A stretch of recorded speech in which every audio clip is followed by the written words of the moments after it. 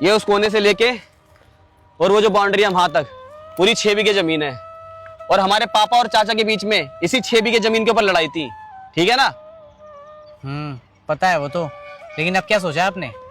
कुछ नहीं भाई, मैंने तो यही सोचा है, ये 6 बीघे जमीन में से 2 बीघे जमीन तो अपने हिस्से में करवा ली मैंने, ठीक है? बाकी 4 बीघे में से 2-2 बीघे जमीन तुम्हारे नाम भी करवा रहा हूँ, ठीक है? साइन मैंने कर दिए हैं, पटवारी जी से बात कर ली है, कल सुबह तहसील जाना, काम हो जाएगा। लो पकड़ो। कहने का मतलब ये है, तीनों भाइयों के हिस्से में बराबर की जमीन बट रही है, 2-2 बीघे, ठीक है?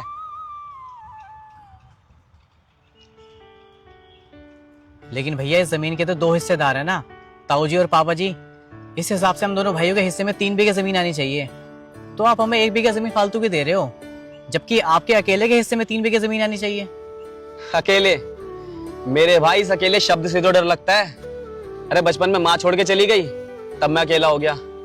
फिर पापा और चाचा की लड़ाई में तुम दोनों भाइयों से अलग हो गया, फिर मैं अकेला हो गया। और अब पापा मुझे अकेला छोड़ के चले गए, फिर मैं अकेला हो गया।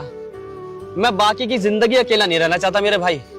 तो ये जो लड़ाई की जड़ है ना, इस जड़ को ही खत्म कर देना चाहता हूँ। 1 बीघा जमीन फालतू ले लो, लेकिन मेरे भाई मैं बस इतना चाहता हूँ, तीनों भाई आपस में मिल के रहें, बस।